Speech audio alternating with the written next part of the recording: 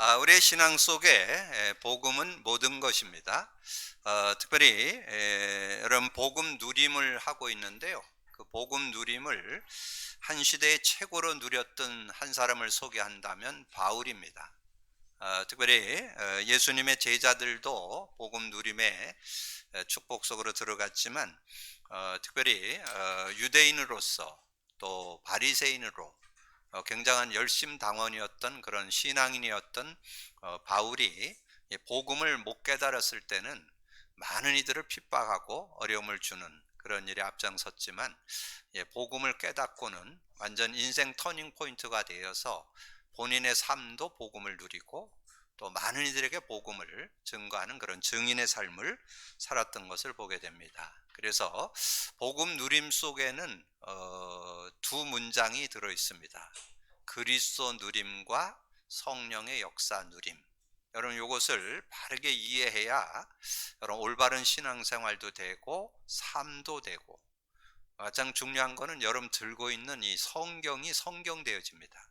이 성경이 하나님의 말씀인데 실제 능력으로 다가오는 축복이 있으려면 복음의 눈, 복음의 관점으로 성경이 보여져야 되고, 전체 메시지, 지금 전도자 세워서 나누는 메시지도 복음의 눈이 있어야 실제적인 응답과 축복을 받을 수 있습니다. 그래서 이 사도 바울이 그리스도를 누렸는데 그리스도 누림 세 요절을 그럼 언약으로 딱 가지고 있어서 여러분도 완전 그리스도로 그렇게 담내고 살아가는 그런 모습이 되어야 됩니다. 그래서 사도 바울이 그리스도 언약을 딱 잡게 된 것이 사도행전 9장 4절 5절입니다. 이 다메섹에 가서 이제 예수 믿는 사람들을 잡아가기 위해서 다메섹으로 가고 있는데 위에서 강한 빛이 내려 비치면서 눈이 어두워졌어요. 그러면서 이제 그때 소리가 들렸어요. 사울아 사울아 네가 왜 나를 박해하냐? 누구십니까? 나는 네가 박해하는 예수다. 그때 이 사도 바울은 예수가 그리스도구나, 누군가 와서 죽고 부활하는 분이 그리스도인 것을 지식적으로 알고 있었는데 직접 다메섹 도상에서 그 음성을 듣게 되면서 예수가 그리스도 되심을 확증하게 되고, 그리고 이제 두 번째 요절은 삶 속에서 그리스도로 답을 내는 그런 사건이 있었는데 그게 갈라디아서 2장 20절입니다. 구원받아 놓고도 자꾸 내 생각, 내 기준, 내 것으로 자꾸 이렇게 나가게 되는구나. 그래서 나를 십자가에 못 박고 내가 오직 그리스도 안에서 살아야 되는구나.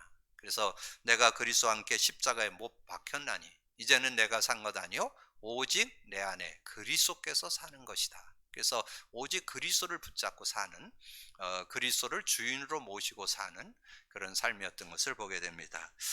그러면서 인생 결론까지 냈죠. 인생의 완전 결론 낸 것이 빌립보서 3장 8절 9절입니다. 그래서 8절에 또한 모든 것을 해로 여김은 내 주 그리스도 예수를 아는 지식이 가장 고상하기 때문이라.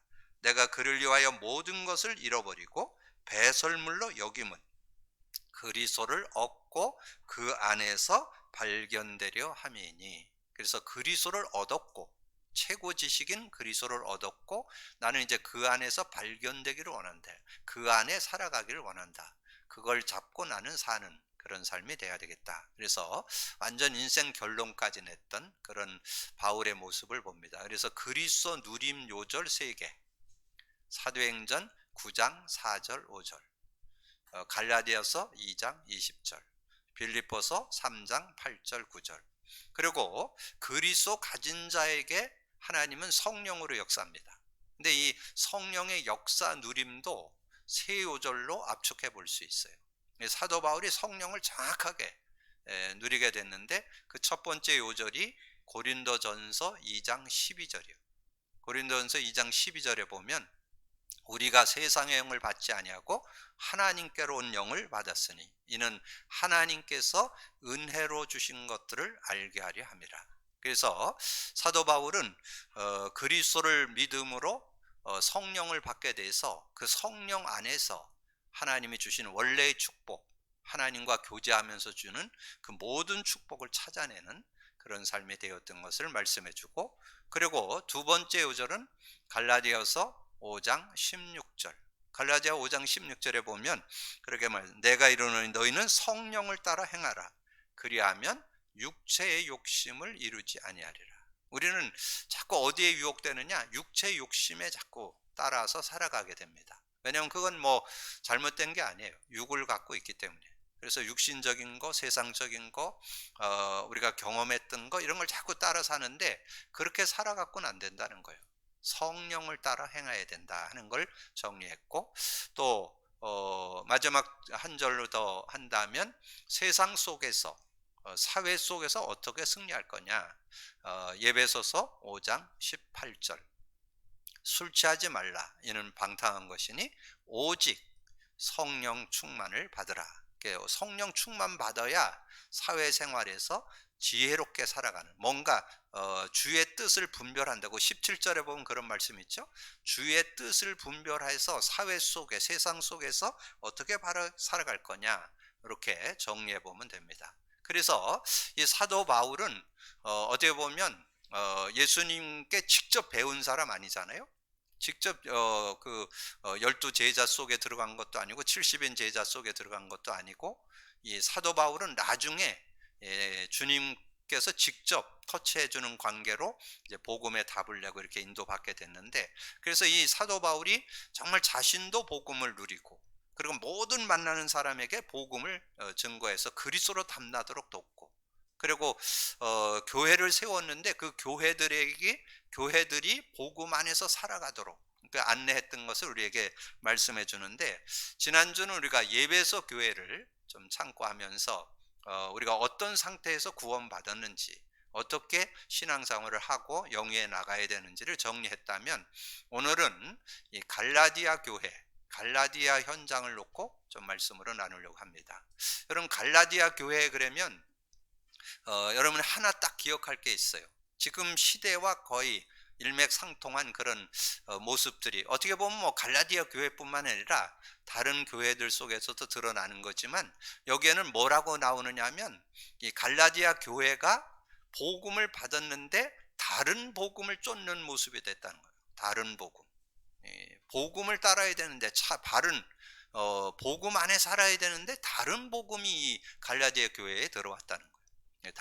다른 복음이라는 거는 이 복음을 받았는데도 자꾸 육신적인 거, 세상적인 거, 행위적인 거 이런 데 자꾸 휘말려 든다는 거죠. 그래서 올바른 복음 속에 살지 못하고 자꾸 뭔가 조금 지식이 있다는 사람들이 제일 속기 쉬운 게 율법이죠. 율법을 지킴으로 구원받냐, 율법을 행해야 된다, 할례를 받아야 된다, 뭐 이런 것들 때문에 논란이 되는. 그래서 거기에 잘 나와 있는 것이 갈라디아서 2장에 나오죠. 갈라디아 2장에 보면 특별히 뭐가 나오느냐 하면 이 베드로에 대한 모습을 보고 바울이 그걸 정죄하는 그런 내용이 나옵니다. 갈라디아서 2장 11절에 게바가 안디옥에 이르렀을 때에 책망받을 일이 있기로 내가 그를 대면하여 책망하였노라. 야고보에게 온 어떤 이들이 이르기 전에 게바가 이방인과 함께 먹다가 그들이 오매 그가 할례자들을 두려워하여 떠나 물러가매 남은 유대인들도 그와 같이 외식함으로 바나바도 그들의 외식에 유혹되었느니라. 이렇게 이 베드로를 얘기해. 베드로가 지금 복음으로 답을 낸 사람인데도 이 이방인과 밥 먹다가 안 먹은 척하고, 그러니까 거기에 또 아주 신실한 그런 동력자였던 바나바도 거기에 현혹돼서 거기에 넘어지게 되는 이런 모습이 됐다는 거예요. 그러니까 복음으로 살아야 되는데 복음이 아니고 다른 어떤 율법, 행위 이런 데 빠진. 그래서 그 갈라디아서 1장 6절에 보면 그 갈라디아 그 교회의 모습을 잘 표현해 놨습니다. 갈라디아 1장 6절에 그리스도의 은혜로 너희를 부르신 이를 이같이 속히 떠나 다른 복음을 따르는 것을 내가 이상히 여기노라. 다른 복음을 따른다는 거예요. 참 복음 안에서 살아야 되는데 다른 것에 자꾸 유혹되는 그런 모습이 됐다는 거죠. 그래서 좀 전에 말씀드렸던 것처럼 이 갈라디아 2장 11절에서 13절에 보면 이 베드로도 그런 어떤 모습에 유혹되고 바나바도 유혹되고 이런 모습들이 됐다는 거예요. 그래서 믿음이 뭐냐 하는 거를 설명드린 것이 갈라디아서 2장 16절이에요. 그래서 여러분 갈라디아 2장 1장 6절과 2장 16절을 잘 기억을 하시면 이 갈라디아 교회 현장을 잘 이해하고 그 속에서 어떻게 응답받아야 될지, 특별히 그 16절을 보니까 굉장히 길더라고요. 그런데 한번 여러분에게 알려드리겠습니다. 16절, 2장 16절, 사람이 의롭게 되는 것은 율법의 행위로 말미암음이 아니요 오직 예수 그리스도를 믿음으로 말미암은 줄을 알므로 우리도 그리스도 예수를 믿나니 이는 우리가 율법의 행위로서가 아니고 그리스도를 믿음으로써 의롭다함을 얻으려 함이라. 우리가 의롭게 되는 거, 하나님 자녀 되는 거, 우리 신앙생활 승리하는 건 다른 거 없어요. 복음 잡고 살아라. 복음 믿음으로 구원받았고 복음 붙잡고 살아야 승리할 수 있음을 우리에게 말씀하는 거죠. 그래서 율법의 행위로서는 의롭다함을 얻을 육체가 없느니라고 말씀해 주셨습니다. 그래서 이번 주에는 이 갈라디아 교회를 우리가 좀 생각하면서 다른 복음에 현혹되어 있는 그런 현장, 그래서 우리도 참 복음 가지고 복음 누리면서 살아야 되는데 복음을 놓친 모습은 없는지 이런 부분을 정리하고 우리 교회가 그 축복 속으로 들어가야 되겠다. 그래서 오늘 제목의 말씀을 나중 영광이 이전 영광보다 크리라. 여러분 복음 관점으로 메시지 제목도 보고 내용도 봐야 실제적인 응답을 받을 수 있습니다. 나중 영광은 이제 지금 성전을 재건하는 것을 지금 말씀해 주고 있잖아요. 그래서 성전을 재건하는 그 성전이 재건되어질 때 나중 영광이 이전 영광보다 크리라. 이전 영광은 어떤 영광일까요? 이전 영광, 이전에 있던 성전, 솔로몬 성전을 얘기합니다. 이 솔로몬 성전은 뭐 대단했겠죠? 왜냐하면 다윗이 성전 지을 준비를 다 해놓고, 그리고 하나님의 축복을 받은 시대의 최고의 임금이었던 솔로몬이 지었으니까 아마 제가 볼 때는 아마 그 시대 아마 뭐 지구상의 최고의 성전을 아마 짓지 않았을까. 아마 겉으로 봐도 굉장히 화려하게 아마 짓지 않았을까 이렇게 봅니다. 근데 그런 외형적인 그런 성전을 졌는데 그 성전보다 나중 성전이 영광이 더 크다는 거예요. 나중 성전은 뭐예요? 이 스룹바벨을 중심해서 세워진, 그래 스룹바벨을 중심해서 성전을 지어서 그 성전 이름이 스룹바벨 성전입니다. 근데 스룹바벨 성전이 이전 영광보다 더 크다는 거예요. 그렇게 화려했던 그 솔로몬보다. 외형이 중요한 게 아니고 중요한 거는 안에 내용이 중요하다는 거죠. 어떤 내용을 가지고 이 교회가 세워져야 되고 언약을 가지고 인도받아야 되는가를 우리에게 말씀해 주는 거죠. 자, 그렇게 하면서 우리가 12절, 학개 1장 12절에서 14절을 좀 드렸습니다. 여호와의 목소리를 들어야 합니다. 내가 너희와 함께 하노라 하셨습니다. 특별히 14절에 그렇게 말씀했습니다. 1장 14절에 보면 여호와께서 스룹바벨의 아들 유다 총독 스룹바벨의 마음과 여호사닥의 아들 대제사장 여호수아의 마음과 남은 모든 백성의 마음을 감동시키시매 그들이 와서 만군의 여호와 그들의 하나님 전 공사를 하였으니, 전 공사를 했다는 거죠. 여러분 자신이 신앙 안에서 내가 바른 정체성을 회복해야 되겠다, 뭔가 도전하지 않으면 변화가 없습니다. 그리고 하나님께서는 이 교회가 정말 이 시대에 하나님이 쓰시는, 하나님이 기뻐하시는 올바른 정체성을 회복한 교회가 되기를 원하는데 그 모습으로 우리가 들어가야 되겠다고 결단 안 하면 되어질 수가 없다는 거예요. 성전을 지어야. 그래서 지난주 말씀드렸죠. 나무를 가져다가 성전을 건축하라. 그래서 성전을 건축할 때, 근데 오늘은 지난주는 예배서 교회를 좀 참고하면서 인도받았다면 오늘 갈라디아 교회를 생각하면서 우리 교회를 어떻게 세워나갈 것인가. 근데 교회를 세워나갈 때 스스로 굳세게 해야 된다. 도전 안 하면, 실천 안 하면 역사가 안 일어난다는 거예요. 실천할 때 도전할 때 하나님의 역사는 일어난다는 거죠. 그래서 오늘 본문 다 기록할 수 없어서 여러분에게 드리는데 2장 1절 2절 일곱째 달 고 그 달 24일에 여호와의 말씀이 선지자 학개에게 임하니라. 이르시되 너는 스레아들의 아들 스알디엘의 아들 유다 총독 스룹바벨과 여호사다의 아들 대제사장 여호수아와 남은 백성에게 말하여 이르라. 그러면서 이제 3절 4절 말씀했죠. 너희 가운데 남아있는 자 중에 이 성전의 이전 영광을 본 자가 누구냐? 이제 이것이 너희에게 이렇게 어떻게 보이느냐?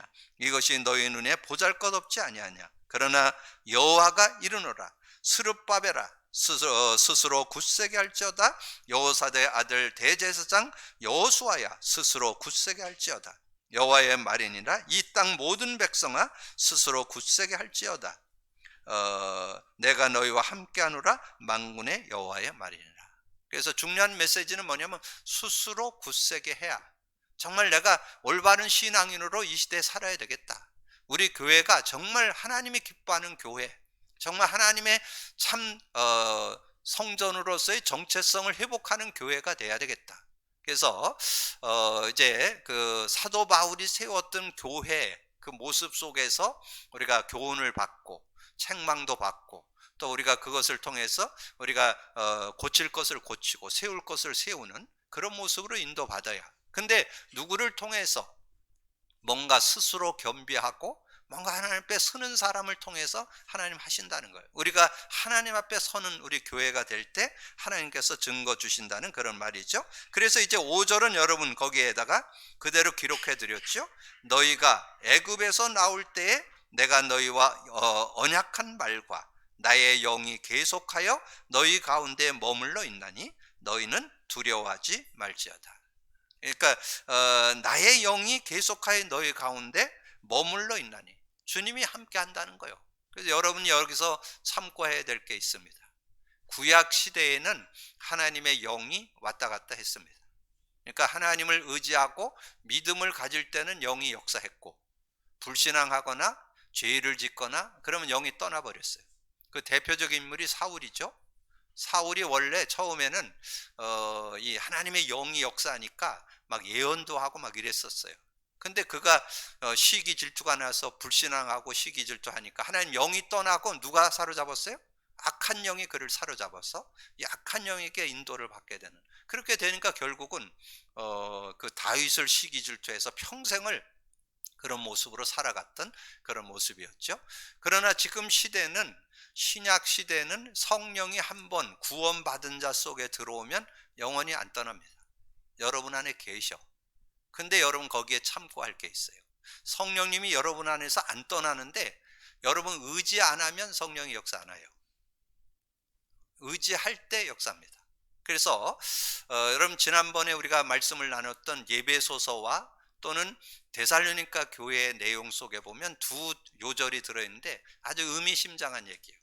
구원받은 자가 성령을 근심케 할 수 있다는 거예요.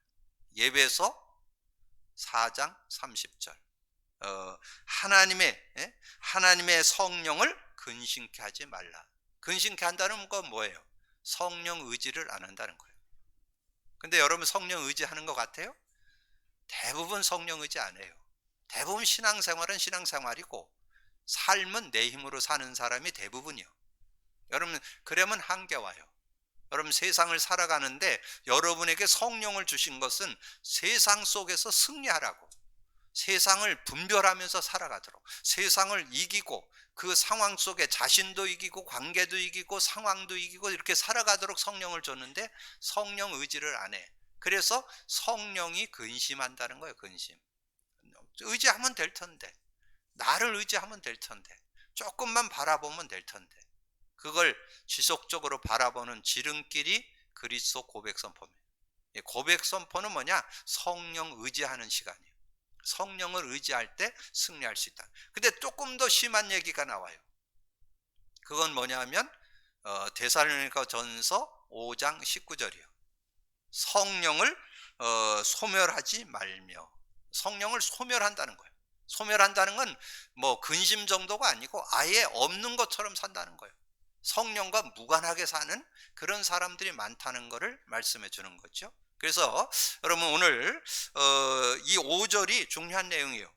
너희가 애굽에서 나올 때에 내가 너희와 언약한 말과 나의 영이 계속하여 너희 가운데에 머물러 있나니 너희는 두려워하지 말라. 그래서 그 성령을 의지할 때 승리한다는 거예요. 그래서 스스로 굳세게 한다는 말은 하나님이 주신 언약, 복음의 언약을 붙잡는 시간이 될 때 승리할 수 있다는 것을 우리에게 말씀해 주는 거죠. 자, 그러면서 여호와의 만군의 여호와의 말씀이라. 우리는 뭘 잡아요? 말씀을 말씀. 말씀을 붙잡고 사는 게 우리의 신앙생활이죠. 그래서 초대교회 성도들은 두 가지를 누렸죠. 사도행전 2장에 보면 두 가지가 나와요. 사도행전 2장 1절에서 21절까지에 보면 그들이 성령 충만 받고 다른 언어들로 말하기를 시작하니라. 사도행전 2장 4절이죠. 그리고 사도행전 2장 16, 17절에 말세 내가 내 영을 만민에게 부어주리니 자녀가 예언하고 젊은이가 환상을 보고 늙은이가 꿈을 꾸는 그런 역사가 일어난다는 거죠. 그리고 이제 그 언약의 축복을 누린 사람들이 뭐 했냐? 사도행전 2장 42절에 사도의 가르침을 받아 서로 교제하고 떡을 떼며 오로지 기도하니라. 그렇죠? 그래서 말씀 잡고 기도해야 돼요. 그래서 매주 선포된 이 강단 말씀을 여러분 잘 잡고 여러분 누려서 한 단어 속의 능력, 문장 속의 능력, 여러분이 그 성구와 내용 속의 그 능력이 누려질 때 여러분의 한계, 연약, 부족을 넘어서는 그런 축복을 여러분 받게 될 수 있습니다. 그래서 저는 요즘에 우리 교회에 중요한 축복이 함께 하고 있다고 이렇게 생각하면서 감사하고 있습니다. 우리 교회에 매주 선포되는 강단 메시지는 성경 66권을 한 챕터씩 정리해 나가잖아요. 지금 창세기서부터 정리해 오는 중에 지금 학개서에 왔잖아요. 그럼 학개서까지 오는데 거의 한 3년 반에서 한 4년 걸립니다. 여러분 성경 66권 한 번 띄는데 얼마 걸릴 것 같아요? 5년 6개월 걸려요. 근데 우리가 5년 6개월 한 번 띄고 지금 두 번째 마태복음부터 시작해서 어디까지 왔느냐면 학개서까지 왔어요. 그러면 이제 얼마 안 있으면 두 번 띄게 되겠죠. 그래서 우리 교회 설교의 핵심 포인트가 뭐냐면 복음 관점으로 성경을 정리하자. 그래서 구체적으로 하면 복음 관점으로 하는 설교. 우리 교회 설교는 다른 교회하고 달라요. 복음 관점으로 성경을 보고 증거하는 강단, 그런 의미로. 그래서 주일 메시지만 여러분 잡아도 삶에 조금 더 모자라지 않는 삶을 살아갈 수 있고, 그리고 우리 교회 수요 메시지는 복음을 정리하는 시간입니다. 그래서 현장 복음 메시지를 가지고 복음을 정리하는, 그래서 우리가 1과에서 19과까지 복음과 생명, 그리고 이번 주부터 이제 성령에 대해서 나갈 텐데 복음과 기도에 대해서. 그래서 복음의 내용을 정리하는 게 수요 메시지예요. 수요 메시지를 여러분 참고하셔야 여러분 복음의 내용들을 깊게 넓게 정리하는 그런 시간이 되고, 우리 새벽 기도 메시지는 여러분의 삶에 실제되도록 복음 누림을 어떻게 할 거냐, 강단 사모를 어떻게 붙잡고 인도받을 거냐, 그리고 기도 수첩을 통해서 전체 흐름 메시지를 어떻게 인도받을 거냐, 이런 내용을 정리하고 있어요. 그래서 참 이번 주에 고무적인 일이 있었습니다. 제가 여러분에게 이 강단 언약을 붙잡고 주중에도 한 10번씩 들으라고 제가 이렇게 강조를 드렸는데, 이번 주 접속해 들어온 사람들 보니까 제가 토요일까지 어제까지 이렇게 보니까 150명 접속해 들어왔더라고요. 그거는 굉장히 고무적인 일이에요. 왜냐면 전에 제가 많이 해도 80명 정도밖에 안 들어오더라고요. 근데 지난주부터 100명이 넘어가더니 이번 주에는 150명이 넘어갔더라고요. 그래서 저는 앞으로 비전을 갖고 있습니다. 1000명 이상 들어오도록. 그래야 하나님께서, 저는 자부심 있어요. 우리 교회의 메시지는 복음을 가지고 성경을 말하고 메시지를 하는 강단이기 때문에 어떤 사람도 저는 힘을 얻게 하고 답을 줄 수 있고 승리케 하는 능력이 들어있다고 저는 확신합니다. 그래서 오늘 만군의 여호와의 말씀이니라. 이 말씀을 잘 잡아야 돼. 만군의 여호와가 이같이 말하나 조금 있으면 내가 하늘과 땅에 바다와 육지를 진동시킬 것이고, 학개서 2장 7절 8절에는 또한 모든 나라를 진동시킬 것이며 모든 나라의 보배가 이르리니 내가 이 성전의 영광이 충만하게 하리라. 만군의 여호와의 말이니라. 8절은 기록 안 했는데요, 은도 내 것이요 금도 내 것이라. 만군의 여호와의 말이니라. 필요하다면 재정도 하나님께서 채워주신다는 거죠. 하나님께서 교회를 세워갈 때 하나님께서 재물이 필요하면 그 은과 금도 하나님께서 채워서 그것을 해결해 주시는 그런 은혜가 있다는 거예요. 근데 중요한 거는 뭐냐, 거기 구절을 제가 다 기록해 드렸어요. 이 성전의 나중 영광이 이전 영광보다 크리라. 저는 기대합니다. 솔로몬 성전 화려했지만 이 스룹바벨 성전이 더 하나님의 영광을 드러냈다는 거죠. 그래서 우리 교회가 지금 20여 년 인도받았지만 앞으로 20여 년에 하나님이 더 큰 영광을 드러내는 교회로 우뚝 서게 될 줄로 믿습니다. 그래서 저는 우리 교회가 정말 지역을 살리고 민족을 살리고 세계를 살리는 교회로 쓰임받게 될 줄로 확신합니다. 그래서 오늘 저는 이 말씀을 나중 영광이 이전보다 크리라. 하나님께서 나중 영광을 드러내시겠구나. 우리 교회를 통해서 중요한 응답과 증거를 허락해 주시겠구나. 이런 확신이.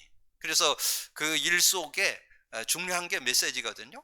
우리 강단 메시지가 지금 이제 인터넷을 통해서 전체 확산돼 나가는. 그래서 원래 우리 교회가 방송을 이렇게 하게 된 것이, 다른 많은 교회들은 이 코로나 팬데믹으로 인해서 방송 설교를 하고 뭐 이랬던 교회들이 꽤 있더라고요. 근데 우리는 그 전에 왜 하게 됐느냐 하면 지금 시대가 바뀌다 보니까 이 3교대 하는 분들이 속속 생기더라고요. 그러면 이 3교대 하는 분들이 직장을 가면 그냥 가서 직장에서 그냥 지키기만 하면 되잖아요. 뭐 일하는 것이 아니고 가서 하룻밤 자면서 그 교회 직장을 이렇게 좀 저거 하는 그런 당직을 서야 되잖아요. 근데 그런 분들이 요청을 하시더라고요. 주일날도 거기에서 있으면서 예배를 좀 드렸으면 좋겠다. 그래서 이제 우리 교회가 방송 시설을 준비한 겁니다. 그래가지고는 시작이 됐는데, 뭐 제일 은혜로운 것은 이번에 코로나가 오면서 같이 참여하지 못하는 분들이, 우리는 뭐 코로나 때문에 미리 이렇게 방송을 준비한 것이 아니고 일찍이 하고 있었으니까 조금 그것만 구체화시키면 되니까 그렇게 인도받을 수 있는. 그래서 하나님께서 앞서서 응답받는 우리 교회를 인도해 주셨는데, 앞으로 더 큰 응답, 지금 비대면과 대면과 비대면 시대에 좀 특별히 우리 이 시대는 미디어 시대인데, 이 미디어 시대에 최고로 응답받는 교회로 인도받게 될 줄로 믿습니다. 그러면 그런 응답 속에 들어가려면 여러분의 결단이 필요합니다. 여러분의 결단. 오늘 갈라디아 교회에 결단한 내용이 나오는데, 어떻게 신앙 결단, 믿음 결단을 하고 인도받았는가. 그래서 거기에 세 요절을 드렸죠. 갈라디아 2장 20절, 갈라디아 5장 16절, 갈라디아서 5장 22절, 23절인데, 여러분 성경을 읽을 때는 배경을 좀 이해하고 그 주제 요절을 붙잡아야 돼요. 그냥 주제 요절을 붙잡으면 왜 그걸 잡았는지 이해가 잘 안 돼요. 갈라디아 2장 20절이 나오는 데는 그 앞에 11절부터 21절의 배경 속에서 그게 나온 거예요. 아까 얘기 드렸죠? 베드로, 그 다음에 바나바, 이런 사람들이 자꾸 외식을 하니까 그거를 바울이 쳐다보고 바울이 정죄가 되는 거예요. 그래서 그걸 놓고 정죄했던 모습을 돌이켜보니까, 내가 정죄할 것이 아니구나. 이거는 하나님께서 하셔야 되는데, 그래서 내가 안 죽었구나. 그래서 결단된 게 갈라디아 2장 20절이에요. 베드로와 바나바뿐만 아니라 나도 그럴 수 있다. 나도 육으로 돌아가고 나도 율법주의에, 율법에 묶이는 그런 모습이 될 수 있다. 행위에 묶일 수 있다. 그래서 결단한 게 내가 그리스도와 함께 십자가에 못 박혔나니 그런즉 이제는 내가 사는 것 아니요 오직 내 안에 그리스도께서 사는 것이라. 이제 내가 육체 가운데 사는 것은 나를 사랑하사 자기 아들을 보내신 그 아들을 믿는 믿음 안에서 사는 것. 거기에 키포인트가 뭐냐면 나는 십자가에 못 박혔나니. 오직 내 안에 그리스도께서 사는 것이라. 여러분, 그리스도께서 살지 않으면 여러분 수시로 육으로 돌아가고 행위로 돌아가고 율법으로 돌아가서 자꾸 넘어지는 그런 인생 될 수 있다는. 그래서 오직 예수 그리스도를 정말 주인으로 모신 그런 삶이 돼야 된다는 걸 말씀해 주는 거고, 갈라디아서 5장 16절만 나왔지만 16절에 이어서 21절까지 봐야 돼요. 그 21절까지 내용에 보면 중요한 말이 나와요. 특별히 19절에서 21절에 보면 육을 쫓아 살면 육체의 일은 현저하니, 그러면서 15가지가 나와요. 그래서 그 내용을 여기 지금 소개 안 드려도 여러분 인간이 유혹받고 넘어질 수 있는 내용이 쫙 기록이 돼 있어요. 근데 여러분 한 군데를 더 봐야 돼. 로마서 1장 28절에서 31절에 보면 하나님을 마음에 두기를 싫어하는 자, 하나님을 마음에 두기 싫어한다는 말은 불신자를 가리키죠. 하나님 안 믿는 사람. 그 하나님 안 믿는 사람은 어떤 모습인가 하는 게 그 로마서 1장 28절에서 31절에 21가지가 나와요. 21가지. 그 21가지 하나님을 마음에 두기를 싫어하는 사람에게 이런 일이 있습니다 하고 쭉 정리했는데, 근데 도끼인 객끼니요. 불신자의 모습이나 나의 모습, 우리가 모습을 알기 위해서 잠깐 그 5장 19절 21절을 제가 읽어 드리겠습니다. 5장 19절에서 21절. 너희 육체의 일은 분명하니 곧 음행과 더러운 것과 호색과 우상 숭배와 주술과 원수 맺는 것과 분쟁과 시기와 분냉과 당짓는 것과 분열과 이단과 투기와 술 취함과 방탕함과 또 그와 같은 것들이라. 전에 너에게 경계한 것 같이 경계하노니 이런 일을 하는 자들은 하나님 나라를 유업으로 받지 못할 것이요. 하나님 나라를 유업으로 못 받는, 하나님의 나라, 의와 평강과 희락이 있어야 되는데 그런 축복을 자꾸 놓치게 되는 그런 모습이 된다는 거죠. 그래서 어떻게 살아야 되느냐? 그래서 답으로 준 게 16절이죠. 갈라디아서 5장 16절에 내가 이르노니 너희는 성령을 따라 행하라. 그리하면 육체의 욕심을 이루지 아니하리라. 그래서 성령 따라 살지 않으면 안 된다는 거예요. 여러분 구원 받았어도 성령 따라 살아야만 승리할 수 있다는 것을 말씀하는 거죠. 그래서 성령을 의지해야 여러분이 승리하는 그런 삶이 될 수 있음을 말씀해 주고 있습니다. 그러면서 갈라디아서 5장 22절에서 23절은 이제 성령의 열매를 구체적으로 설명했죠. 오직 성령의 열매는 사랑과 희락과 화평, 오래 참음과 자비와 양선, 충성과 온유의 절제니 이 같은 것을 금지할 법이 없느니라. 왜냐하면 하나님의 영 속에서 나오는, 성령 안에서 나오는 열매이기 때문에 세상에 그 어떤 것도 막을 수 없는 그런 축복. 근데 여기에는 중요한 흐름이 있습니다. 앞에 나오는 세 개, 사랑과 희락과 화평은 하나님 관계에서 오는 내용입니다. 하나님 관계에서 사랑과 희락과 화평이 오고, 그리고 여러분이 인간 관계에서 오는 것은 오래 참음, 자비, 양선. 여러분 복음을 누리다 보면요 오래 참아져요. 전에는 못 참았어. 같이 화내고 같이 싸우고 그랬었는데 오래 참아져요. 그리고 양선, 그 자비가 나오고 양선이 되고, 그리고 충성, 온유, 절제는 여러분 개인에게 오는 축복이에요. 여러분 성령 충만을 계속 받고 성령의 인도를 받으면 여러분 충성스러운 사람으로 바뀌어요. 충성스럽다는 말을 다른 말로 하면 믿음직스럽다. 그러니까 여러분이 어디에서든지, 직장에서든지 산업에서든지 사회 속에서든지 많은 사람에게 인정받는 사람이 됩니다. 그걸 충성이라. 충성, 믿음직스럽다. 아 정말 저 사람에게는 뭘 맡겨도 잘하는구나, 이렇게 보여지는 사람이 된다는 거. 그리고 온유, 삶의 부드러움이 나타났고, 그리고 절제. 여러분 많은 사람들이 잘 속는 게 뭐예요? 충동 구매죠. 충동 구매해 가지고 어려움을 당하는 이들이 많잖아요. 근데 이 절제가 언제, 이 복음의 능력인 성령의 능력 안에 절제가 들어있다는, 절제. 그래서 제가 어느 날 이 TV를 보니까 어떤 사람이 계속 TV를 보다가 그걸 막 이렇게 사서 쌓아놔가지고 창고로 하나더라고. 근데 아무 쓸 게 없어. 그냥 그 TV를 보다가 뭐 좀 싸다고 그래고 뭐 이렇게 플러스 그1 플러스 1이라고 그래가지고 사고 뭐 이래가지고는 그걸 사놔가지고 얼마나 많이 사놨는지 창고로 하나요. 그러니까 그게 뭐냐면 충동 구매. 그게 그냥 뭔가 그렇게 해서 그 사는 그런 재미. 근데 의외로 제 얼굴 쳐다보는데 여러분도 그러는 분이 있다니까. 예. 자꾸 우리는 충동 구매를 한다니까. 우리 여자 성도님들 잘 기억하세요? 이게 여자분들이 제일 많이 그게 유혹을 많이 받죠. 그러니까 왜냐하면 싸다는데 거기에 눈이 많이 돌아가죠.